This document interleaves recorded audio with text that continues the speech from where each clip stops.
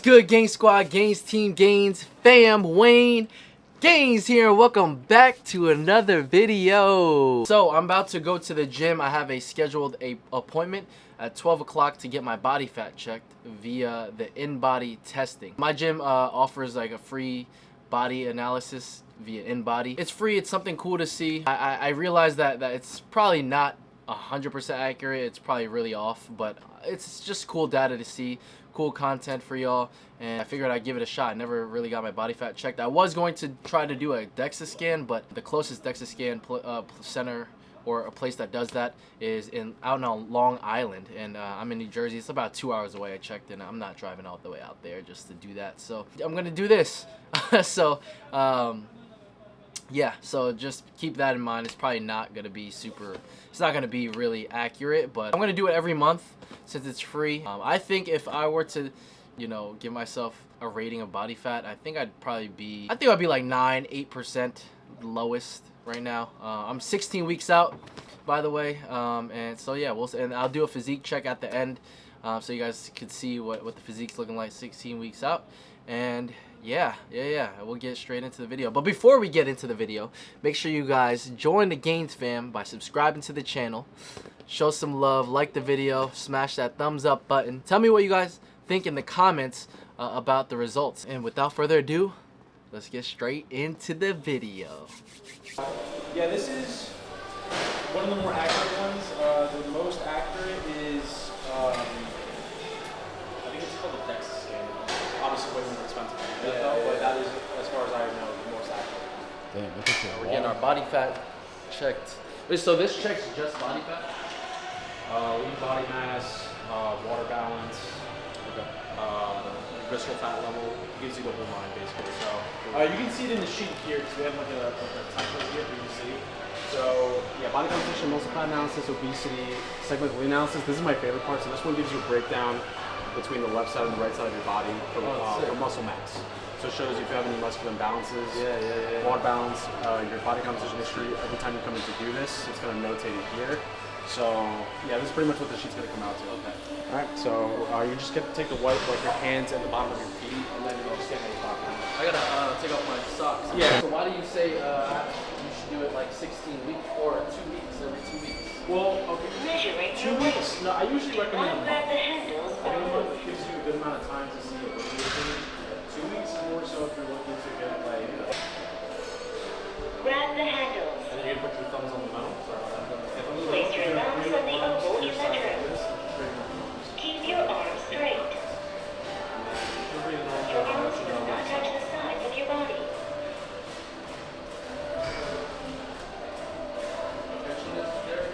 Yeah. Starting your in-body test. Do not talk or move during the test.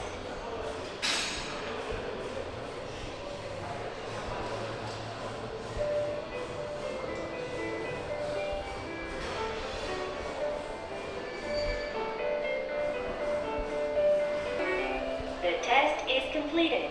Give it a second. All right, you're good to step off. No shot, 4.9%. Well, so how do I make it the most accurate? Does it matter how much water I drink, or do I do this on empty stomach next time? You want to think of it the same way you would weigh yourself first thing in the morning. Oh shit. That being Yeah, so, I had a decently sized meal before I came here. Right. I mean, here's the thing. It's like, obviously, it's not going to be the results are going to be slightly skewed. This shit says I'm fucking. How much body fat it said? 4.9%. Yo, that's crazy. Alright, so starting from the top, so we have body composition analysis. So this is giving you pretty much a breakdown of your current body weight and what it's made up of. Yeah. So you weighed in at 161.5. Okay? Yeah. So of that weight, 112.2 is total body water. Yeah. More specifically, 72.1 is intracellular water, so water held inside of your cells and muscles and whatnot. And 40.1 pounds is extracellular water, so it's water held inside of your blood and interstitial fluid. Okay, and then dry lean mass, that's just the sum of weight of all your organs, bones, etc. Everything except body fat. Okay. 41.4. You add these two values together, and your lean body mass is 153.7. Okay. Got it. Body fat mass, 7.8 pounds. Add these two together and you get 161.5. So this is what's primarily important. Most people, when they weigh themselves, they just look at the overall number, but they don't take into account what that weight is divided into. So you could have somebody that weighs like 200 pounds, but if the majority of it is lean body mass and just muscle and whatnot, it's not a bad thing, you know? Muscle fat analysis is the next one. So we have weight, skeletal muscle mass, and body fat mass. This is your lean muscle, okay? And then it's divided into 3 categories. So we have down arrow is below average, hyphen is average, and then the up arrow is above average. In comparison to other men of the same height as you. Got it. Okay.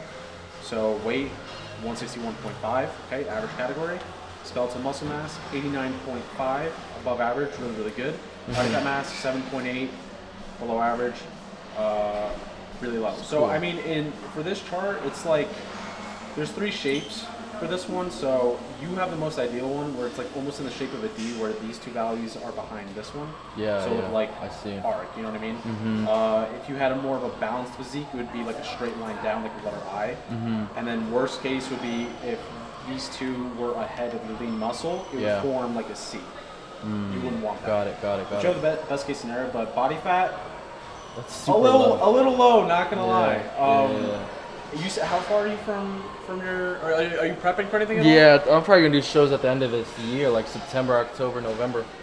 Okay. So I'm a little ways Okay. out. That's why I said I was gonna do one in 6 months, but I'll probably just do it every month. It's pretty cool to see.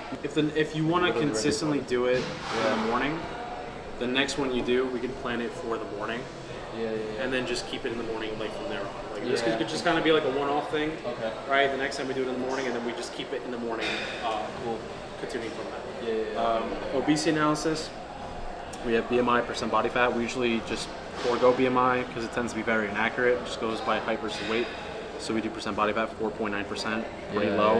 I would hope that you're not looking to maintain that though, like year round, because that does take a toll on your libido, your hormones, all that stuff. Like having body fat is very, very crucial for maintaining, you know, like a well-balanced health and whatnot. Next we have segmental lean analysis. So like I mentioned before, so this is the breakdown between the left side and the right side of your body for muscle. Oh, that's so pretty cool. Yeah, this right is arm, cool stuff. 9.39 pounds of muscle. And then the value you see below this, the 129.7, that's percentage versus the average. So the average is 100%. So 129.7 means you're 29.7% above the average in muscle mass in your right arm in comparison to other men of the same height as you. Got it. Left arm, 9.66 pounds of muscle, 33% above the average. Trunk, that's just your overall torso. 70.1 pounds of muscle, 21.3% above the average. Right leg, 21.76 pounds of muscle, 7.9% above the average. And then left leg, 22.18 pounds of muscle, 10% above the average. Okay, so upper body, pretty well balanced, which is good. Legs have to just catch up just slightly. Ideally right for side? this, well, just in general for both, like try to catch up a little bit with your torso. Because got it. for this chart, you want it to look as close to a straight line as possible, so everything is as equal as possible. In terms of like your actual legs, it's not. There's not that much of an imbalance. Like if the difference is more than 0.3, then it's usually like a little bit of concern. Where you might have to start incorporating like unilateral exercises where you work one side than the other. But it's not that much of a drastic difference. It's more so just overall legs versus overall upper body. It just has to catch up slightly because your upper body has a lot of muscle. Your legs are about 10% above average in muscle mass, but you want it to be as close to this as possible. But aside from that, pretty well balanced. You look like Johnny Bravo. ECW, TBW analysis. So this is extracellular water versus total body water analysis. So water balance, you always want to stay between 0.36 and 0.39. You're at 0.358, which isn't necessarily a bad thing because people with a high lean body mass tend to be slightly below average. So it's not necessarily a terrible thing. Obviously, if you start to fall too low, though, then you might have some. What's too low? Like under this one? I would like I'm kind of in that. If you're starting to approach like 0.34 and below, Okay. you might have problems with just like dehydration and stuff. And then if you're above average, could be possible issues with like inflammation, water retention, swelling, or other chronic illnesses, basically. Body composition history, like I mentioned, every time you come in to do this, it's just going to show you your progress for weight, lean muscle, body fat, water balance. It's going to show the date and time that you did it. It's going to go up or down to show if you made progress or not. Awesome. Body mass control. InBody's recommendation on how to balance out your body composition. going strictly off of the numbers, so it's not taking into consideration what your goals are for going to the gym. Just keep that in mind. So it's pretty much just saying that your body composition as of right now is perfect. The way it is. Okay. Segmental fat analysis. This is the same thing as this. Left side and right side of your body, but for body fat instead. So it's showing you where your body fat mainly resides in. So both arms, 0.2 pounds of body fat. Trunk, 2 pounds. Both legs, 1.2. Okay. Next is visceral fat. That one's really important. It's fat surrounding your internal organs in your abdominal region, and serves like a protective layer for your organs. 10 is the average, anything above 10, depending on how high and for how long. Those health risks, diabetes, heart disease, stuff like that. You're at level 1, so you're at the lowest it can be because you have such low body fat. Make comparisons from before and after, and if they don't take a picture, then I just have to print the sheet. But that's kind of like, it's not a pain in the ass, but it's just like, you know, just take the picture so that way you have it with you at all times.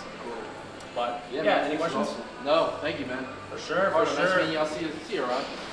And you said you wanted to go. Whoo! Post-workout physique check. Damn, they said 4.9% body fat. So they telling me. Do I look like it? Do I look like it, chat? Nah, you look like 20. Bro, that shit's crazy. Whew, let's get the back. Boom!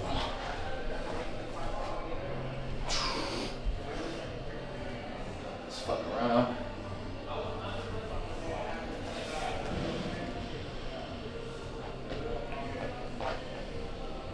That's fucking crazy.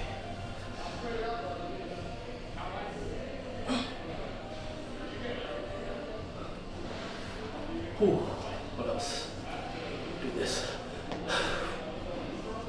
Let's get some pictures, bro. And that's it for the physique check.